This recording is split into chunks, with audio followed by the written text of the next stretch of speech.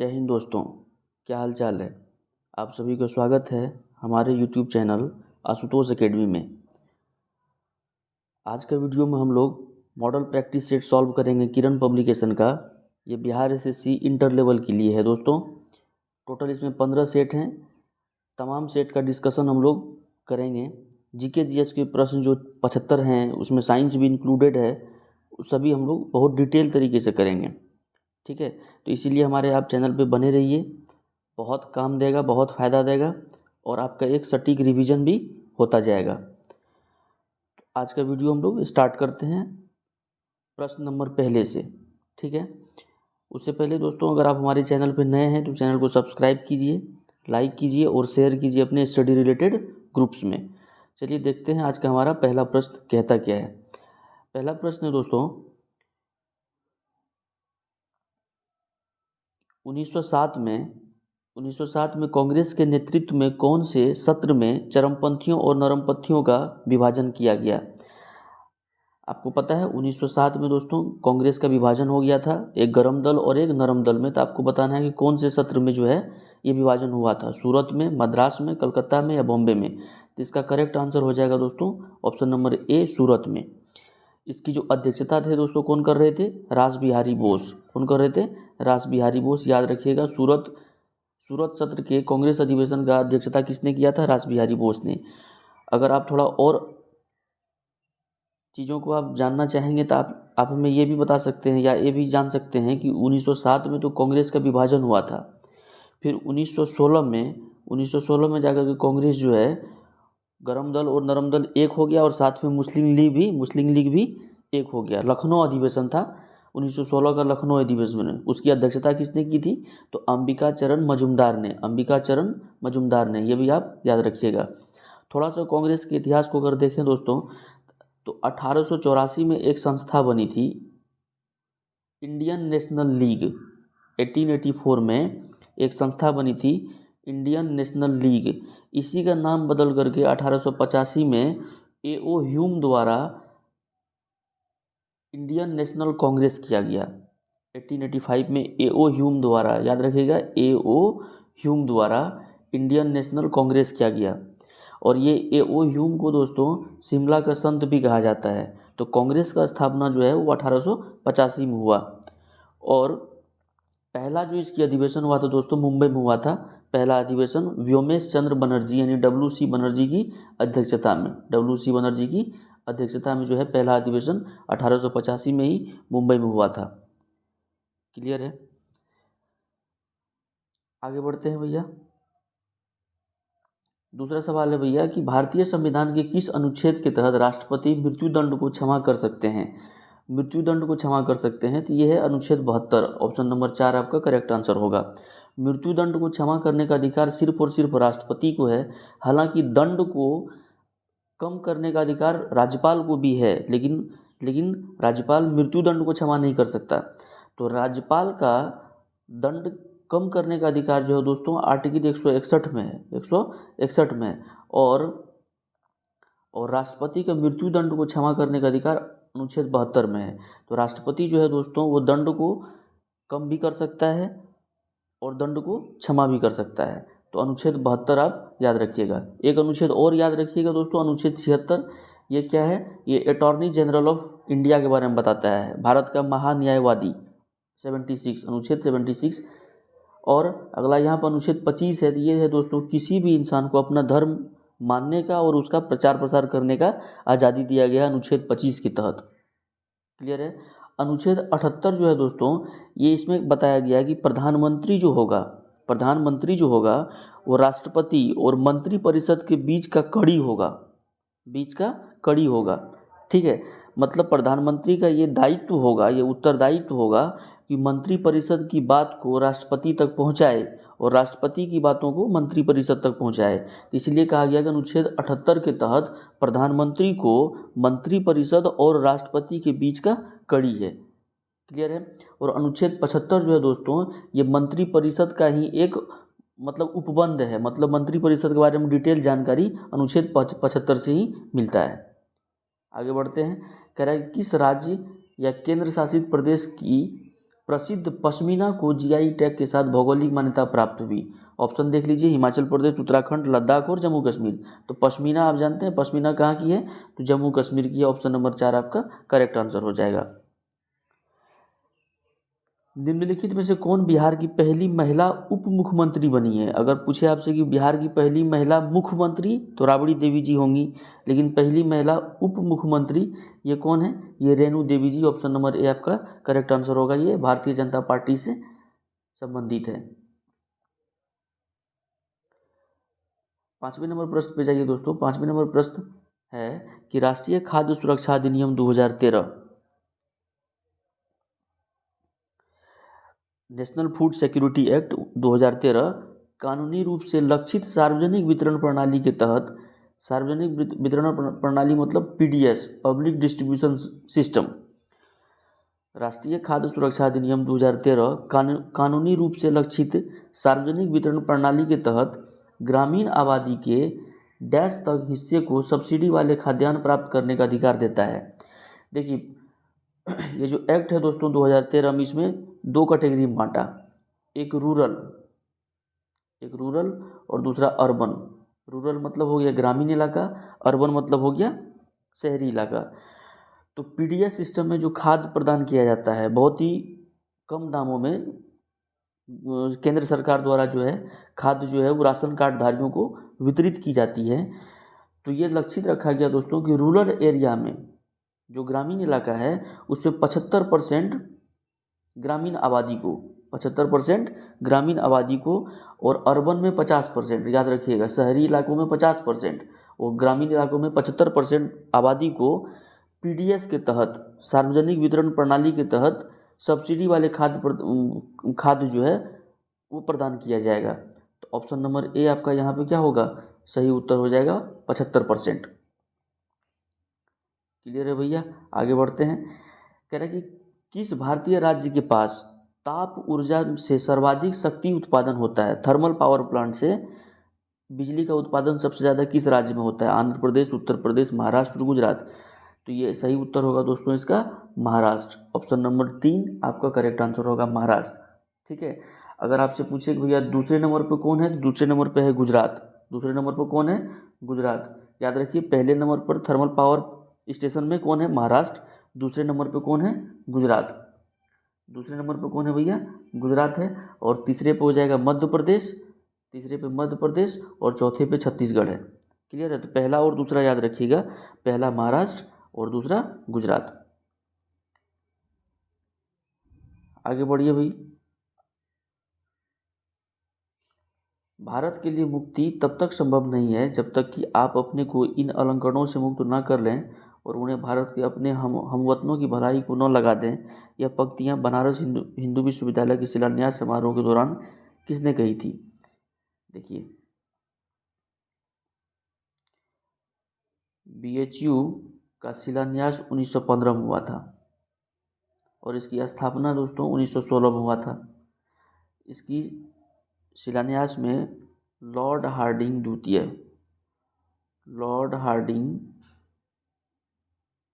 ने भाग लिया था शिलान्यास में, क्योंकि लॉर्ड हार्डिंग द्वितीय भारत का गवर्नर जनरल कब से कब था? तो 1910 से लेकर के 1915 तक। ठीक है। और पंडित मदन मोहन मालवीय द्वारा बीएचयू का स्थापना 1916 में किया गया था। ठीक है, 1916 में किया गया था पंडित मदन मोहन मालवीय जी के द्वारा। तो ये जो कथन था दोस्तों ये था महात्मा गांधी जी का। ऑप्शन नंबर 2 आपका करेक्ट आंसर होगा। आपको ये बताना है कि आप जानते हैं कि महात्मा गांधी जो है दक्षिण अफ्रीका 1893 में अब्दुल्ला सेठ की केस लड़ने के लिए गए हुए थे।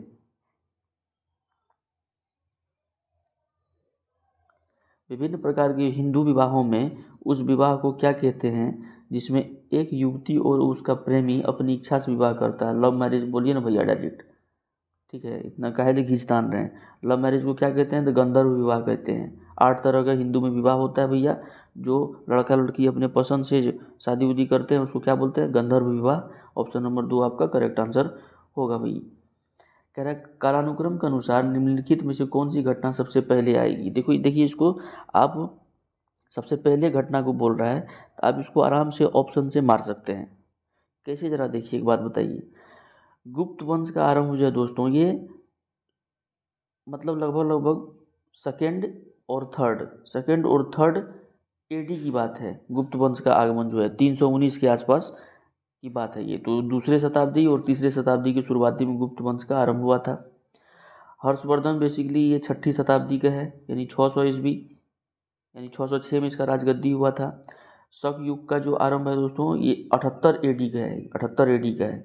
तो अगर अभी तक अभी देखें, इसमें सबसे पहले शक आया, क्योंकि 78 एडी में ही आ गया था कनिष्क के समय में। हर्षवर्धन का जो राज्याभिषेक हुआ था वो 606 ईस्वी में हुआ था।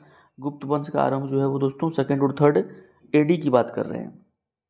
और सिकंदर जो है ये चंद्रगुप्त मौर्य के समकालीन, नंद वंश के राजा धनानंद के समकालीन था। इसकी मृत्यु जो है ऑब्वियस सी बात है कि बीसी में हुआ होगा, बिफोर क्राइस्ट। तो ऑप्शन नंबर ए आपका क्या होगा यहाँ पे करेक्ट आंसर होगा। अगर आपको एग्जैक्ट डेट पता नहीं भी है तो भी आप ऑप्शन से इसको सॉल्व कर सकते हैं। देखिए, कहते हैं कि भारत में जोन बिल मेला एक ऐसा मेला है जहां वस्तु विनिमय प्रणाली मतलब एक्सचेंज मेथड का उपयोग अभी तक किया जाता है। यह मेला भारत के कौन से राज्य में होता है? तो याद रखिएगा, जोन बिल मेला जो है असम में मनाया जाता है। जोन बिल मेला असम में मनाया जाता है, ठीक है, असम में जोन बिल मेला। कह रहा है कि बंगाल की दीवानी किस वर्ष ईस्ट इंडिया कंपनी को हस्तांतरित की गई? आप जानते हैं इलाहाबाद की संधि 12 अगस्त और 15 अगस्त 1765। इलाहाबाद की प्रथम संधि 12 अगस्त 1765 और इलाहाबाद की द्वितीय संधि 15 अगस्त 1765। तो 1765 में दोस्तों जो है क्या हुआ कि बंगाल की दीवानी जो है ईस्ट इंडिया कंपनी को हस्तांतरित कर दिया गया, पहली यानी 12 अगस्त 1765 को इलाहाबाद की संधि के द्वारा, ठीक है। कह रहे हैं कि भारत में पहली रेलगाड़ी यात्रा का संचालन किसके बीच हुआ था? देखिए, आपसे पूछ दे कि भारत में पहली रेलगाड़ी की संचालन किससे कहाँ से कहाँ तक हुआ, या पूछे कि भारत में पहली यात्री रेलगाड़ी, तो भी आंसर सेम है, मुंबई से थाने 34 किलोमीटर की टोटल डिस्टेंस कवर किया था पहली बार में मुंबई से थाने। और ये आया था 1857 में, लॉर्ड डलहौजी के समय में। 1853 में 34 किलोमीटर का यात्रा तय किया गया था रेलवे के द्वारा मुंबई से ठाणे के बीच। इस समय गवर्नर जनरल कौन था? तो लॉर्ड डलहौजी था। लॉर्ड डलहौजी ने व्यपगत का सिद्धांत यानी डॉक्ट्राइन ऑफ लेप्स का भी क्या किया था? शुरुआत किया था। तो इसका ऑप्शन जो है आप देख लीजिए, ऑप्शन क्या हो जाएगा? मुंबई से ठाणे, ऑप्शन नंबर 4 आपका करेक्ट आंसर होगा। आगे देखिए, कह रहा है कि बाल गंगाधर तिलक को वैलेंटाइन सिरोल, यहाँ चिरोल लिख दिया है, सिरोल होगा। बाल गंगाधर तिलक को वैलेंटाइन सिरोल द्वारा डैश के रूप में वर्णित किया है। आप जानते हैं किसके रूप में किया गया है? तो अशांति का जनक, फादर ऑफ रिवोल्यूशनरी, कौन सा है? हाँ, भारतीय अशांति के जनक कहा गया। ऑप्शन नंबर 2 आपका करेक्ट होगा। वैलेंटाइन सिरोल अंग्रेज जो है ये क्या कहा था? अशांति का जनक कहा था। किसको? बाल गंगाधर तिलक को। आप जानते हैं बाल गंगाधर तिलक जो है दोस्तों, इन्होंने ही मराठा और केसरी पत्रिकाओं का संपादन किया था। मराठा को इंग्लिश में और केसरी को मराठी भाषा में। इन्होंने ही शिवाजी महोत्सव और गणपति महोत्सव मुंबई में चालू किया था, मतलब मराठा क्षेत्र में। और ये एक क्रांतिकारी थे जो कि गर्मपंथी विचारधारा के थे। क्या थे ये? गर्म दल से ताल्लुक़ रखते थे, ठीक है, गर्मपंथी विचारधारा के थे। और बाल गंगाधर तिलक साहब एक ऐसे क्रांतिकारी नेता थे जो सबसे ज़्यादा दिनों तक जेल में और सबसे पहले ही जेल में इन्होंने अपना समय व्यतीत किया। और जैसे ही असहयोग आंदोलन 1920 में स्टार्ट हुआ दोस्तों, 1920 में असहयोग आंदोलन गांधी जी के द्वारा स्टार्ट हुआ था। तो जिस दिन असहयोग आंदोलन स्टार्ट हुआ उसी दिन बाल गंगाधर तिलक साहब की निधन हो चुका था, मृत्यु हो गई थी। तो ये भी आप बात दिमाग में रखिएगा, ठीक है। आगे देखिए, कह रहा है कि द इनसाइडर नामक पुस्तक के लेखक कौन है?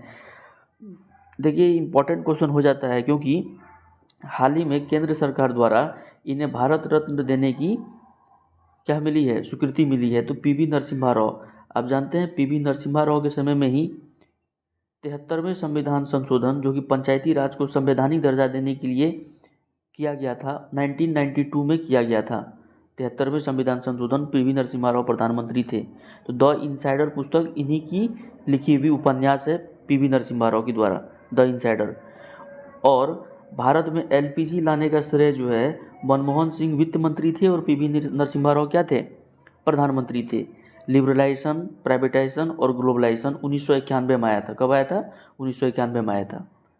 आगे बढ़िए भैया। कह रहा है कि अंतर्राष्ट्रीय गरीबी उन्मूलन दिवस 2023 का विषय क्या है, मतलब थीम आपसे पूछा है, थीम क्या है? तो थीम इसका है दोस्तों सभ्य कार्य और सामाजिक सुरक्षा, सभी के लिए व्यवहार में गरिमा लाना। ऑप्शन नंबर ए आपका क्या होगा, एकदम सही होगा। आगे बढ़िए। कह रहा है भारत में जनसंख्यांकिकी इतिहास में किस वर्ष को महान विभाजक यानी the year of the great divide के नाम से जाना जाता है? तो ये इसीलिए जाना जाता है दोस्तों कि आप जानते हैं हर एक 10 साल पे भारत में जनगणना हो रही है। तो 1911 में जो जनगणना हुई थी उसके बाद जनगणना कब होनी है? 1921 में। तो ये देखा गया कि 1911 से इन 10 साल में 1921 में जनसंख्या भारत का क्या हो गया, कम हो गया। और कम होने का वजह क्या था? बहुत सारे बोल सकते हैं सुखाड़ आना, अंग्रेज़ों का जो है वो दुर्व्यवहार होना, तो गरीबों को खाना पीना नहीं मिलना, बहुत सारी बीमारी का फैलाव हो जाना, एक हैजा का जो है एक प्रकोप आ गया था बीच में, तो उससे भी बहुत लोगों का क्या हो गया, मृत्यु हो चुका था। तो 1911 से 1921 के बीच में 10 साल के बीच गैप में जनसंख्या जहाँ बढ़ना चाहिए वहाँ घट ही गया। तो इसीलिए 1921 को ईयर ऑफ ग्रेट डिवाइड के नाम से जाना जाता है, ईयर ऑफ ग्रेट डिवाइड के नाम से जाना जाता है। क्लियर है? देखिए इंटरपोल मतलब होता है इंटरनेशनल पुलिस। इंटरपोल का मतलब इंटरनेशनल पुलिस। तो इंटरपोल का मुख्यालय कहाँ है? लियोन्स में। लियोन्स कहाँ है? तो फ्रांस में। ऑप्शन नंबर बी आपका करेक्ट होगा। आगे बढ़िए भैया। कह रहा है कि भारतीय रिजर्व बैंक ने रेपो रेट को कितने प्रतिशत पर बनाए रखा है? रेपो रेट जो कि लोकल बैंक को जिस दर पे आरबीआई अपना पैसा देती है उसको बोलते हैं रेपो रेट। उसको क्या बोलते हैं? उसको बोलते हैं रेपो रेट। ठीक है। तो रेपो रेट कितना रखा है दोस्तों? ये रखा है 6.5%। ऑप्शन नंबर बी आपका करेक्ट आंसर होगा। भारतीय रिजर्व बैंक ने रेपो रेट को कितने प्रतिशत पर बनाए रखा है? 6.5%। ठीक है। 19वें नंबर सवाल कहता है किस प्रकार की मिट्टी में पानी की अधिकतम मात्रा बनी रहती है? तो पानी की अधिकतम मात्रा बनी रहती है दोस्तों चिकनी मिट्टी में। किसमें? चिकनी मिट्टी में। ये भी एक अलुवियल सॉइल का ही एक टाइप्स है। ये चिकनी मिट्टी में क्या क्या होता है दोस्तों, गैप जो है ना, मतलब रंध्र मतलब छिद्र, मिट्टी के बीच में, मिट्टी का जो पार्टिकल्स है उसके बीच में छिद्र बहुत कम होता है चिकनी मिट्टी में। तो छिद्र जब कम होगा दोस्तों तो मिट्टी जो है पानी को कम से कम एब्जॉर्ब करेगा। तो एब्जॉर्ब कम करेगा तो पानी की मात्रा उसमें बनी रहती है। अगर आपसे कोई पूछे कि किस मिट्टी में सबसे ज़्यादा ज़रूरत पड़ता है पानी का, तो सबसे ज़्यादा ज़रूरत पड़ता है पानी का दोस्तों काली मिट्टी में। किसमें? काली मिट्टी में। इसीलिए देखते होंगे काली मिट्टी में दरार भी पड़ जाता है। कपास की खेती काली मिट्टी में ही की जाती है, जो कि गुजरात, महाराष्ट्र और मध्य प्रदेश के क्षेत्रों में पाया जाता है। देखिए कह रहा है कि 1955 से पूर्व, मतलब 1955 से पहले निम्नलिखित में से किस बैंक को इंपीरियल बैंक ऑफ इंडिया के रूप से जाना जाता था? तो इंपीरियल बैंक ऑफ इंडिया के रूप से भारतीय स्टेट बैंक को जाना जाता था। ऑप्शन नंबर 4 आपका करेक्ट आंसर होगा। इसकी स्थापना 1921 में हुई थी। कह रहा है हम्पी का विरूपाक्ष मंदिर, हम्पी कहाँ है दोस्तों? तो विजयनगर साम्राज्य की राजधानी कहाँ थी? तो हम्पी थी। याद रखिएगा कर्नाटक में ये हम्पी का विरूपाक्ष मंदिर किसे समर्पित है? तो विरूपाक्ष एक क्या हुए थे दोस्तों? एक राजा भी हुए थे विजयनगर साम्राज्य में। तो हम्पी का विरूपाक्ष मंदिर भगवान शिव को, ऑप्शन नंबर बी करेक्ट होगा, भगवान शिव को समर्पित है हम्पी का विरूपाक्ष मंदिर। राजा कृष्णदेव राय, आप जानते होंगे कृष्णदेव राय विजयनगर साम्राज्य के सबसे प्रतापी राजा थे। वो तुलु वंश से संबंधित थे और वो बाबर के समकालीन थे, कृष्णदेव राय। और बाबर ने कहा है कि भारत के सबसे शक्तिशाली शासक जो है वो कृष्णदेव राय है ना। आगे बढ़िए। कह रहा है कि वर्ष 2023 के शांति नोबेल पुरस्कार से किसे सम्मानित किया गया है? शांति नोबेल पुरस्कार से किसे सम्मानित किया गया है? तो ईरान के रहने वाली है नरगिस मोहम्मदी। ईरान के रहने वाली, याद रखिएगा ऑप्शन नंबर 2 आपका करेक्ट होगा। नरगिस मोहम्मदी, शांति के लिए नोबेल प्राइज इन्हें मिला है। निम्नलिखित विकल्पों में से कौन सा सिंधु घाटी सभ्यता का नगरपत्तन बंदरगाह नहीं था? अब बताइए हमको, बंदरगाह शहर यहाँ पूछ रहा है। अगर आपको नहीं भी पता है तो भी आप यह बता सकते हैं। देखिए लोथल गुजरात में, गुजरात समुद्र तट के किनारे है तो बंदरगाह हो सकता है। कुछ भी नहीं पता आपको तब भी ये बता सकते हैं। वैसे लोथल जो दोस्तों ये भोगवा नदी के किनारे है। देखिए राखीगढ़ी हरियाणा में है, राखीगढ़ी कहाँ है, हरियाणा में है। अब आप मैप को देखेंगे तो हरियाणा समुद्र के किनारे है नहीं, जब समुद्र के किनारे नहीं है तो बंदरगाह कैसे होगा, तो इसको मारिए, ऑप्शन नंबर बी आपका करेक्ट आंसर हो जाएगा। कह रहा है कि भारत का दूसरा उच्च संवैधानिक पद कौन सा है, तो पहला कौन है, राष्ट्रपति, दूसरा कौन होंगे, उपराष्ट्रपति होंगे। कह रहा है भारतीय अंतरिक्ष अनुसंधान संगठन किसके द्वारा मानव रहित उड़ान परीक्षण शुरू किया है, मानव रहित उड़ान परीक्षण जो है शुरू किसके द्वारा किया है, तो ये किया है दोस्तों Gaganyaan mission, option number B आपका यानी 2 आपका सही उत्तर होगा। कह रहा है एक वेतेश्वर मंदिर भारत में किस राज्य में स्थित है, तो ये तंजावुर तमिलनाडु में, ऑप्शन नंबर ए आपका सही होगा। सिंधु घाटी सभ्यता में निम्नलिखित में से कौन सा शहर अस्तित्व में था, सिंधु घाटी सभ्यता में देखिए सांची नहीं है, अयोध्या, मुजरिस, हड़प्पा, आप जानते हैं हड़प्पा, ठीक है हड़प्पा।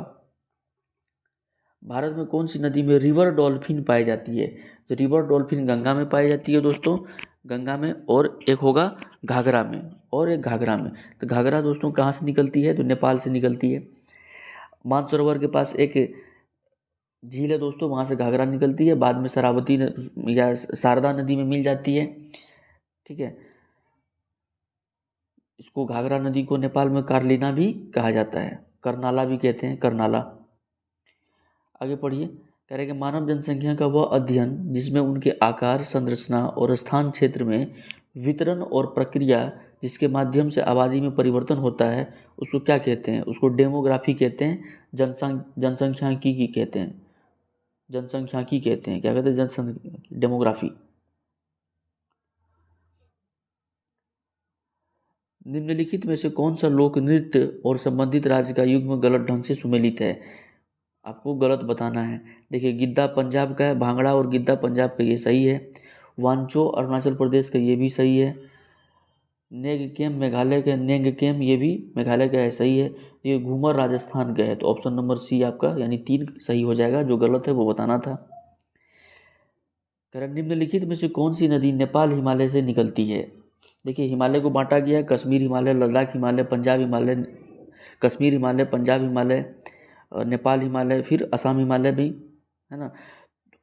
तो आपको कह रहा है कि नेपाल हिमालय से कौन सी नदी निकलती है, तो ये निकलती है दोस्तों, ये निकलती है घाघरा। कौन निकलती है, अभी जस्ट मैंने बताया कौन निकलती है, घाघरा। देखिए चंबल जो है राजस्थान के पास, चंबल जो है राजस्थान से बहती है। कोटा जो है चंबल नदी किनारे ही है दोस्तों।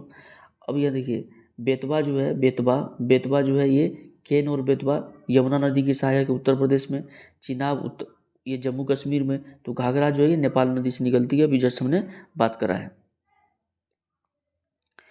भारत में न्यायालयों के कितने विभिन्न स्तर हैं, तो भारत के न्यायालय में क्या है दोस्तों, एक डिस्ट्रिक्ट लेवल, जिला न्यायालय, उसके बाद फिर हाई कोर्ट, फिर उसके बाद सुप्रीम कोर्ट। तो ये हो जाएगा 3 स्तर हैं, कितने स्तर हैं, 3 स्तर हैं। नाट्य शास्त्र जो कि नाटकीय कला के विषय में एक प्रसिद्ध ग्रंथ है, किसने लिखा था, तो ये भरत मुनि द्वारा लिखा गया था। जितने भी क्लासिकल डांस आप जानते हैं, भरतनाट्यम, कुचिपुड़ी है ना, मोहिनीअट्टम, मणिपुरी, ओडिसी, ये सब क्या है क्लासिकल डांस जो है, सत्रिया आसाम का, ये नाट्य शास्त्र में वर्णित है, जो कि भरत मुनि द्वारा लिखा गया। इसको नाट्य शास्त्र यानी नाट्य कला का पितामह भी कहा जाता है भरत मुनि को।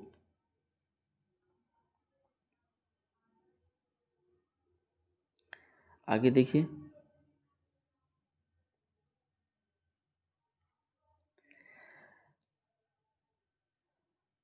कह रहे हैं कि उस्ताद जाकिर हुसैन एक प्रसिद्ध भारतीय डैश वादक है, तबला वादक है। जाकिर हुसैन आप जानते होंगे, इनके पिताजी जो थे उस्ताद अल्लाह रखा खां साहब, वो भी एक क्या थे, एक तबला वादक ही थे, ठीक है।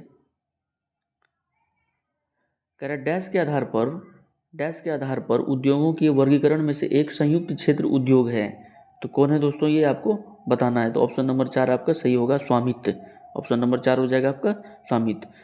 36 नंबर देखिए, कह रहा है 2011 की जनगणना के अनुसार निम्नलिखित में से कौन सा मेट्रो शहर भारत में सबसे अधिक जनसंख्या वाला था, सबसे अधिक मेट्रो शहर पूछ रहा है, तो ऑप्शन नंबर 4 करेक्ट होगा, मुंबई। मात्रा के संदर्भ में विश्व की सबसे बड़ी मीठी जल की झील जो है वो कौन है, अब देखिए ये इंपॉर्टेंट सवाल है। अधिकतर लोग इसमें क्या लगाएंगे, सुपेरियर झील लगाएंगे, क्योंकि सबसे बड़ी मीठी पानी की झील जो कौन है, सुपेरियर है। तो आपको यहाँ सवाल को फिर से पढ़ना है, विश्व की सबसे बड़ी मीठे जल की झील जो है ये मात्रा के संदर्भ में, तो मात्रा के संदर्भ में हो जाएगा ऑप्शन नंबर 4 बैकाल झील। ये कहाँ है? रूस में है। मात्रा के संदर्भ में सबसे बड़ी झील जो है मीठे पानी की, बैकाल झील रूस में। अगर आपसे पूछे कि सबसे गहरी झील कौन है, तो ये भी बैकाल झील ही है। मिशिगन ह्यूरॉन झील जो है ये अमेरिका और कनाडा के बॉर्डर पे है। कैस्पियन सागर, इसका नाम सागर है लेकिन ये झील ही है, ठीक है। इसको रसिया ने सुखा दिया अपने पानी से लेकर के। टीपू सुल्तान की जो है श्रीरंगपट्टनम की रक्षा करते हुए किस वक्त जो उनकी देहांत हो गया था? 1799। याद रखिएगा। लॉर्ड वेलेस्ली जी थे इस समय में, क्या लॉर्ड वेलेस्ली क्या थे इस समय में? भारत के गवर्नर जनरल थे। WWW का वर्ल्ड वाइड वेब, इसका फुल फॉर्म होता है वर्ल्ड वाइड वेब। इसका आविष्कार किसने किया था? तो टिम बर्नर्स ली ने किया था। ऑप्शन नंबर 4 आपका सही होगा। अजीत कुमार डोभाल आप जानते हैं पांचवें हैं और भारत के वर्तमान के क्या हैं? प्रधानमंत्री के। तो राष्ट्रीय सुरक्षा सलाहकार हैं, NSA हैं, नेशनल सिक्योरिटी एडवाइजर, ठीक है। भारत के कौन से राज्यों में कोयले का सर्वाधिक भंडार है? देखिए कोयले का सर्वाधिक भंडार जो है दोस्तों वो झारखंड में है। लेकिन आपसे पूछिए कि कोयले का सर्वाधिक उत्पादन कहाँ से किया जाता है, तो ये छत्तीसगढ़ और उड़ीसा से किया जाता है। भंडारण कहाँ है? तो झारखंड में है। ऑप्शन नंबर 2 आपका क्या होगा? सही होगा। कह रहा है पद्मा सुब्रमण्यम किस शास्त्रीय नृत्य के लिए जाने जाती है? तो भरतनाट्यम, तमिलनाडु। भरतनाट्यम कहाँ से संबंधित है? तमिलनाडु से। तो पद्मा सुब्रमण्यम जो दोस्तों ये भरतनाट्यम के क्या है? शास्त्रीय नृत्य के लिए जानी जाती है।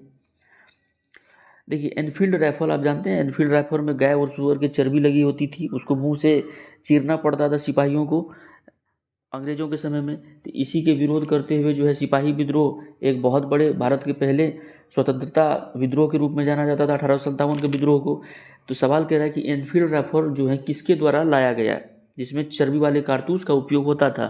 तो इसका ऑप्शन होगा दोस्तों, इसका सही आंसर होगा हेनरी हार्डिंग। कौन होगा? Henry Hardinge. ऑप्शन नंबर 2 आपका करेक्ट होगा, हेनरी हार्डिंग। याद रखिएगा सवाल बहुत इंपॉर्टेंट है ये, हेनरी हार्डिंग, ठीक है। निम्नलिखित में से क्या भारतीय संविधान की प्रमुख विशेषताएं में से एक है? क्या है? देखिए निरंकुश सरकार, बिल्कुल नहीं। आश्रित न्यायपालिका, नहीं, न्यायपालिका स्वतंत्र है, ये भी गलत। गैर धर्मनिरपेक्ष, नहीं भैया हमारा जो है धर्मनिरपेक्ष है भैया, ये भी गलत। संघवाद है ना, भारत एक राज्यों का संघ है, तो ऑप्शन नंबर 4 आपका क्या होगा? सही हो जाएगा। देखिए सवाल कहता है कि डैश की स्थापना 1863 में दादोबा पांडुरंग कौन थे? तो ये आत्माराम पांडुरंग के भाई थे। ये दोनों मिल करके एक संस्था का स्थापना किया 1863 में, जब केशव चंद्र सेन ने लोगों को एक ईश्वर में विश्वास करने और केवल एक ईश्वर की पूजा करने के उद्देश्य से महाराष्ट्र का दौरा किया था। देखिए दादोबा पांडुरंग और आत्माराम पांडुरंग 1863 में दोनों मिल करके ने प्रार्थना समाज का स्थापना किया था। कहाँ पे? तो महाराष्ट्र के क्षेत्र में। ऑप्शन नंबर 1 करेक्ट होगा। देखिए यहाँ से ये भी आप समझ सकते हैं केशव चंद्र सेन जो थे इन्होंने एक ईश्वर में विश्वास करने के लिए क्या किया था? प्रोत्साहन किया था लोगों को। और राजा राम मोहन राय भी यही कहते थे कि एक ईश्वरवादी पे उन्होंने फोकस किया था। सौरमंडल में किस ग्रह को पृथ्वी का जुड़वां ग्रह कहते हैं? तो ये शुक्र को कहते हैं। सबसे सुंदर ग्रह है दोस्तों वीनस। यहाँ पे याद रखिएगा, यहाँ पे H2SO4 का बारिश होता है। सोच रहे हैं H2SO4 क्या है? Sulphuric acid. तो कोई इसका मतलब बताइए वीनस ग्रह पे जाके यानी शुक्र ग्रह पे रह सकता है क्या? बिल्कुल नहीं रह सकता। ये एसिड खतरनाक एसिड है और इसका बारिश कहाँ होता है? शुक्र पे। किस चोल शासक ने निशुंभ सूदनी देवी मंदिर का निर्माण कराया था? निशुंभ सूदनी चोल आप जानते हैं, चोल शासक दक्षिण भारत के एक बड़ा ही प्रतापी साम्राज्य था। चोल शासक जिसको विजयालय द्वारा स्थापित किया गया था, चोल वंश का। तो इनका जो है दोस्तों विजयालय ही निशुंभ सूदनी देवी मंदिर का निर्माण कराया था। और याद रखिएगा चोल का 2 चीज़ बड़ा फेमस था दोस्तों। एक तो इनका नेवी बहुत अच्छा था, हालांकि नेवी भी अच्छा था क्योंकि ये जानते हैं श्रीलंका, थाईलैंड, बैंकॉक ये सब में जाकर के इन्होंने कंबोडिया तक इन्होंने शासन किया है। तो नेवी बहुत अच्छा था। और इनका जो ग्रामीण पद्धति था, पंचायती राज सिस्टम था इनका, ग्रामीण विकास के लिए जो पद्धति था ये बहुत ही प्रख्यात था चोल वंश का। तो आप इसे भी ध्यान में रखिएगा। आगे देखिए, कह रहा है कि महात्मा गांधी की आत्मकथा का नाम क्या है? The story of my experiment with truth. Option number 2 आपका करेक्ट होगा। कह रहा है कि शतरंज विश्व रैपिड चैंपियन बनने वाली पहली भारतीय ग्रैंड मास्टर कौन है? तो ये हैं कोनेरू हम्पी। ये कौन है? कर्नाटक से हैं कोनेरू हम्पी। अंतर्राष्ट्रीय रेत कला उत्सव आमतौर पर कहाँ किया जाता है? रेत कला उत्सव उड़ीसा में किया जाता है। रेत कला उत्सव उड़ीसा में किया जाता है। ऑप्शन नंबर 4 आपका करेक्ट आंसर होगा। अब समान विज्ञान के बारे में देखते हैं। गणित के बारे में हम लोग नहीं देखेंगे, विज्ञान के बारे में जरा देखिए क्या है। 1857 में सबसे पहले प्रयोगात्मक रूप से किसने प्रदर्शित किया था कि शर्करा मतलब ग्लूकोज कार्बोहाइड्रेट से अल्कोहल बनाने के लिए ईस्ट उत्तरदायी है और सामान्य हवा में पाए जाने वाले दूषक सूक्ष्मजीव किण्वन के यानी फर्मेंटेशन के खट्टेपन का कारण बन सकते हैं? तो इन्होंने लुईस पास्चर ने बताया था। पास्चुराइजेशन मेथड भी इन्होंने ही बताया था कि दूध को गर्म कर दीजिएगा तो उसमें लैक्टोबैसिलस फॉर्म नहीं होगा तो दूध फटेगा नहीं, है ना। 52वें नंबर देखिए, सवाल कहता है कि पादप जगत के किस संघ में संवहनी पादप, पत्ते, जड़ें और कभी कभी वास्तविक तना और पेड़ के फर्न पूरे तने पाए जाते हैं? तो टेरिडोफाइटा होगा। ऑप्शन नंबर 2 आपका करेक्ट आंसर होगा। कह रहा है किसने यह अवलोकन किया कि गैर अभिक्रियाशील गैसों के मिश्रण में कुल गैस दाब अलग अलग गैसों के आंशिक दाबों के योग के बराबर होता है? तो जॉन डाल्टन ने किया था दोस्तों। इन्होंने एटॉमिक स्ट्रक्चर के बारे में बताया था। सबसे पहले किसने बताया था? जॉन डाल्टन ने बताया था, महर्षि कनाद के बाद। ठीक है, तो एटम शब्द का प्रयोग जो है वो डाल्टन ने किया था सबसे पहले। ए मतलब होता है नॉट साइंस में, और टर्म मतलब होता है कट, टाइम मतलब होता है कट। तो डाल्टन ने कहा था कि which can not be cut, उसको एटम, जो काटा नहीं जा सकता है उसको इन्होंने एटम कहा था। लेकिन ये गलत है, बाद में एटम का सब डिवीजन बहुत हुआ, electron, proton, neutron, positron, meson, पैसोन सब में हुआ दोस्तों ये। तो इन्होंने जॉन डाल्टन का एटॉमिक थ्योरी गलत हो गया था। लेकिन महर्षि कनाद जो इंडियन ऋषि थे, उसके बाद अगर कोई डिटेल में इन्होंने बताया था कि दुनिया का हर चीज़ जो है एक छोटे से छोटे पार्टिकल से बना हुआ है, जिसको हम फर्दर काट नहीं सकते, उससे छोटा पार्टिकल नहीं हो सकता, वो एटम है, तो डाल्टन साहब ने कहा था। 54 नंबर सवाल आइए। 54 नंबर सवाल कहता है भाई कि कौन सा चक्र पानी की गति को दर्शाता है? तो obvious सी बात है कि जल विज्ञान चक्र, हाइड्रोलॉजिकल चक्र जो है पानी की गति को दर्शाता है। ठीक है,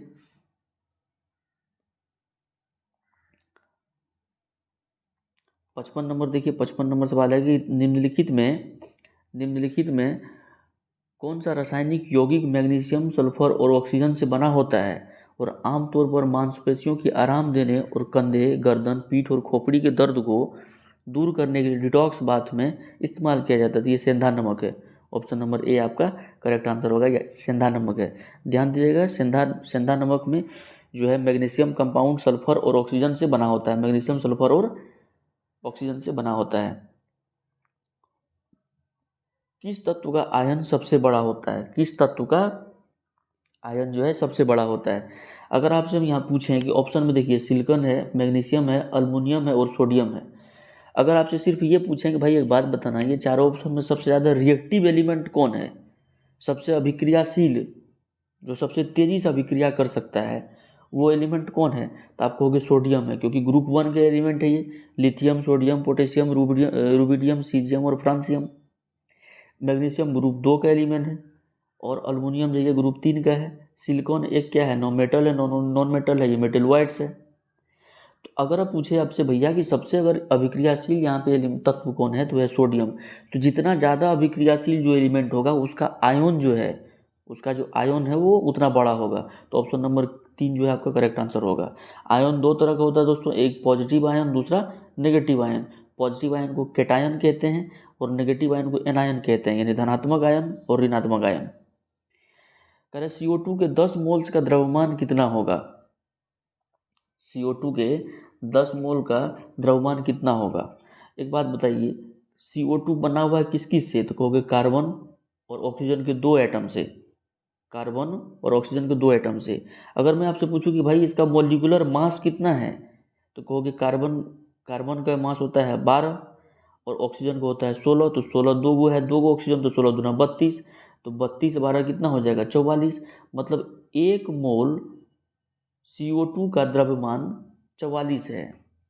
AMU में लिखते हैं इसको, 44 ग्राम नहीं बोलेंगे, AMU एटॉमिक मास यूनिट, ठीक है। तो 1 मोल CO2 में 44 AMU है, मतलब 44 यूनिट आप मानिए, 44 यूनिट। तो 10 मोल में कितना होगा, गुना 10 करेंगे, नहीं 440, ऑप्शन नंबर 2 आपका करेक्ट हो जाएगा। देखिए जी का जो मान है किसने खोजा था, आप जानते हैं जी का मान कितना होता है, 6.67 × 10⁻11 न्यूटन मीटर स्क्वायर पर सेकेंड स्क्वायर पर केजी, ठीक है। तो 6.67 × 10⁻11 जी जो है ये यूनिवर्सल ग्रेविटेशनल कांस्टेंट है, ये हर किसी के लिए बराबर है, ये बदलता नहीं है। इसका खोज हेनरी कैवेंडिश ने किया था, न्यूटन मत मारिएगा। हेनरी कैवेंडिश नहीं, हाइड्रोजन का भी खोज किया था। किसका किया था, हाइड्रोजन एलिमेंट का। हाइड्रोजन पूरे पीरियोडिक टेबल में सबसे आवारा, सबसे लफंगा, सबसे 420 एलिमेंट कोई तत्व है तो वो हाइड्रोजन ही है। आगे बढ़िए भाई, कह रहा है किसी मिश्र धातु की एक धातु यदि मरकरी हो तो वह धातु कहलाएगी अमलगम। क्या कहलाएगी, अमलगम। आप जानते हैं HGS, इसको सिनेवार कहते हैं, जब मरकरी सल्फर से मिल जाता है।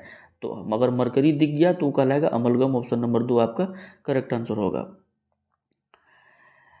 कह रहा है कि नर युग्मक में कौन से गुणसूत्र का वाहक होता है, आप जानते हैं। ये हो गया, मान लीजिए ये नर है और ये मादा है। तो नर में जो है ना दोस्तों X भी होता है और Y भी क्रोमोजोम होता है, और मादा में सिर्फ X और X होता है, सिर्फ X और X होता है। तो जब रिप्रोडक्शन होता है, उसमें जब फर्टिलाइजेशन होता है, तो नर का क्रोमोजोम जो है ये ट्रांसफ़र होता है मादा में, क्योंकि अल्टीमेटली माँ तो मादा को बनना है, लेकिन नर माँ बन जाएगा नहीं ना। तो क्योंकि इम्ब्रियो फर्टिलाइजेशन तो मादा में होना है, तो नर का क्रोमोजोम ट्रांसफ़र होना है ड्यूरिंग रिप्रोडक्शन किसमें, मादा में। या तो X जाएगा या तो Y जाएगा। अगर X गया तो यहाँ भी X पहले से है तो XX मिलेगा तो हो जाएगा बेटी। अगर Y गया और Y इधर से ट्रांसफ़र हुआ और X यहाँ पहले से है तो XY हो गया यानी बेटा। तो लड़का में देखिए किसी को लड़का हो रहा है या किसी को लड़की हो रही है, इसमें फीमेल का कोई योगदान नहीं है। योगदान किसका है, तो मेल का है यानी। और जानते हैं हमारे समाज में अगर किसी महिलाओं को बार बार मान लो 6 को 7 को 8 को बेटियां हो गई, तो उनके घर वाले जो है ना वो महिलाओं को ही क्या कहते हैं, कोसते रहते हैं कि भैया तोरे कारण जो है खाली बेटिए हो रहा है। अरे भाई साहब, बेटी हो रहा है तो इसमें महिला की क्या गलती है। यहाँ देखो ना, जो नर भेजेगा उसी से, क्योंकि महिलाएं के पास तो सिर्फ XX क्रोमोजोम है। तुम नर को बोलो कि वाई भेज देगा तो XY हो जाएगा, तो लेते रहना बेटा, अपना पॉकेट पे ले घूमते रहना। बोलो हाँ या ना। तो मानव में नर युग्मक जो है कौन से गुणसूत्र के वाहक होते हैं, या तो X या तो Y, दोनों नहीं घुसा देगा। यानी कहेंगे कि नर में XY दोनों हैं तो दोनों एक पेयर ट्रांसफ़र करा दो, ऐसा नहीं हो सकता है। या तो X जाएगा या तो Y जाएगा। तो ऑप्शन नंबर जो है भैया, ऑप्शन नंबर 4 हो जाएगा।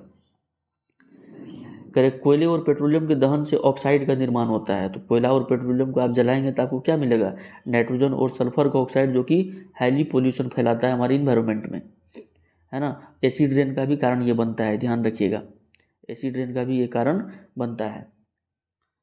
आगे बढ़ें, कह रहे गुरुत्वाकर्षण द्वारा किया गया कार्य किस पर निर्भर करता है। तो ये वस्तु की आरंभिक और अंतिम अवस्था की ऊर्ध्वाधर ऊंचाई के अंतर पर निर्भर करता है। याद रखिएगा, ऑप्शन 4 को पढ़ लीजिएगा, सब ऑप्शन गलत है, ठीक है।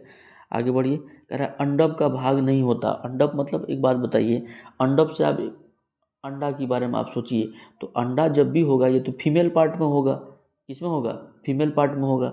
तो फीमेल पार्ट में होगा तो फीमेल पार्ट में मेल कैसे आ जाएगा, नहीं आएगा ना।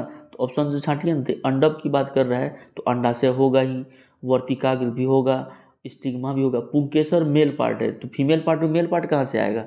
इसका मतलब ऑप्शन नंबर 2 आपका करेक्ट होगा। ऑप्शन से भी आप चीज़ों को टेकल कर सकते हैं। कह रहे हैं कि आप आधुनिक आवर्त सारणी के तत्व में जिसका इलेक्ट्रॉनिक विन्यास देखिए 2 8 3, मतलब ये अल्युमिनियम की बात कर रहा है। 13 हो गया ना एटॉमिक नंबर, अल्युमिनियम की बात कर रहा है। तो ये कौन से सारणी में होगा, तो और तो ऑब्वियस सी बात है 2 8 3 यानी तीसरे ग्रुप में होगा, ठीक है, तीसरे ग्रुप में होगा। लोहे की कील का घनत्व पानी की कील के घनत्व से क्या होता है, अधिक होता है। ये भी कोई कहने की बात है। कह रहा है कि सोडियम को कहाँ रख देते हैं, सोडियम एक क्या है, अति अभिक्रियाशील है, इसलिए मिट्टी के तेल में इसको रखा जाता है। और सोडियम बहुत ही सॉफ्ट भी है, सोडियम क्या है, बहुत सॉफ्ट है, इसको चाकू से भी आप काट सकते हैं। शक्ति का यानी SI का, शक्ति पावर का SI यूनिट क्या होता है, तो वाट होता है, ऑप्शन नंबर 2। गोलाकार दर्पण हो या फिर कोई दर्पण हो जिसकी वक्रता त्रिज्या यानी r है तो फोकस दूरी r/2 ही होगा। दर्पण कोई भी हो, कोई मतलब नहीं बनता है। 11 वोल्ट पोटेंशियल डिफरेंस कितना है? 11 वोल्ट।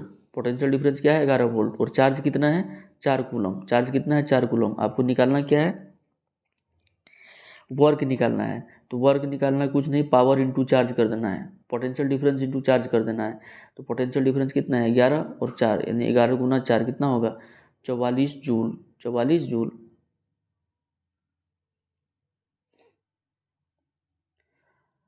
कह रहा है पौधे का वह हिस्सा जो प्रकाश से दूर चला जाता है वो क्या कहलाता है? पौधे का वह हिस्सा जो प्रकाश से दूर चला जाएगा उसको कहेंगे ऋणात्मक प्रकाशानुवर्तन। ऋणात्मक प्रकाशानुवर्तन।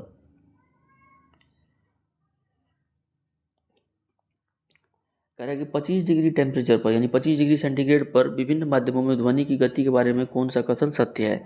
तो स्टील की जो है, स्टील की ध्वनि की गति इतना होगा और निकेल की ध्वनि गति इतना होगा। ऑप्शन देखिए क्या कह रहा है, केवल एक सही है, केवल दो सही है, ए और बी दोनों सही है, ना तो ए और ना तो बी सही है। तो इसका जो आंसर होगा दोस्तों वो क्या हो जाएगा? और ना तो ए सही है और ना तो बी सही है ना, कोई सही नहीं है। ये फालतू सवाल है, इस पर दिमाग नहीं लगाना। आप ये समझिए ना, अगर सेंटीग्रेड को फ़ारेनहाइट में कन्वर्ट करना हो या फ़ारेनहाइट को सेंटीग्रेड में कन्वर्ट करना हो तो एक फॉर्मूला आप याद रखिएगा, क्या? C/5 equals to F-32/9। अगर सेंटीग्रेड दिया हुआ होगा तो फ़ारेनहाइट निकल जाएगा इससे, अगर फ़ारेनहाइट दिया हुआ है तो सेंटीग्रेड निकल जाएगा। तो ये फॉर्मूला बड़ा इंपॉर्टेंट है, याद रखिए इसको। कह रहा है समय के साथ किसी वस्तु का वेग दिखाने के लिए ग्राफ कहलाता है। देखिए ये टाइम के साथ, तो मान लीजिए ये एक्सिस टाइम एक्सिस है और वेग मतलब ये वेलोसिटी है। तो इसका जो ये जो ग्राफ है ना, ये स्लोप बोलते हैं इसको क्या बोलते हैं? स्लोप बोलते हैं। ये स्लोप एक्सेलरेशन दिखाएगा तो इसको बोलते हैं वेलोसिटी टाइम ग्राफ यानी वेग समय ग्राफ। ऑप्शन नंबर 2 सही हो जाएगा। मानव त्वचा जो है किससे बनी होती है? तो मानव त्वचा दोस्तों 8 लेयर यानी 7-8 लेयर से बनी होती है। ठीक है, इसको एक्टोडर्मल सेल कहते हैं, एक्टोडर्मल। एपिडर्मिस जो है सबसे बाहरी त्वचा है। एपिडर्मिस जो है सबसे बाहरी त्वचा है, जो आपके स्किन में जो चेहरा दिखता है ना वो एपिडर्मिस है, एपिडर्मिस है। तो एक्टोडर्मल जो है कोशिका बनी होती है। ऑप्शन नंबर ए आपका करेक्ट होगा। डैश तत्वों के गुणों में व्याप्त प्रदर्शित नहीं करता है। तो न्यूट्रॉन और प्रोटॉन का जो रेशियो है, न्यूट्रॉन और प्रोटॉन का रेशियो पे कोई फर्क नहीं पड़ता है। Option number A. किसी यौगिक की सबसे छोटी संभव इकाई को क्या कहा जाता है? किसी कंपाउंड का सबसे छोटी इकाई को क्या कहते हैं? मॉलिक्यूल्स कहते हैं, अणु। ठीक है, तो ये था हमारा। ये देखिए मैथ्स का सवाल आ गया, आप कहेंगे तो मैथ्स का भी अलग वीडियो ला के दे देंगे। हमारा जीके जीएस के ये सेट 1 कंप्लीट हुआ। रिवीजन के लिए बेस्ट है भैया, डेली देखिए, मज़ा आएगा। कितना सवाल सही हुआ कितना गलत हुआ हमें कमेंट बॉक्स में बताइए। और भी कुछ डिटेल्स वीडियो कुछ चाहते हैं आप तो हमें बताएं। मैंने बहुत सारे प्रीवियस ईयर के सवाल प्रैक्टिस सेट करा रखा है, बिहार एसएससी का लिंक दे दूंगा डिस्क्रिप्शन में, आप उसे भी जाके देखिए। हमने पॉलिटी में पंचायती राज को बड़ा ही डिटेल से किया है, बड़ा इंपॉर्टेंट है वो, आप उसे भी जाकर के देखिए। मैथ्स का वीडियो चाहते हैं तो वो भी आप हमें कमेंट बॉक्स में दिखाइए, बताइए, मतलब सजेशन दीजिए, एडवाइस दीजिए क्या करना चाहिए। और हमारे चैनल पर नए हैं तो सब्सक्राइब कीजिए, शेयर कीजिए, जो भी कुछ कहना है उगल दीजिए कमेंट बॉक्स में। हमारे साथ बने रहने के लिए, हमारा वीडियो देखने के लिए आपका तहे दिल से हम शुक्रिया अदा करते हैं। Thank you very much.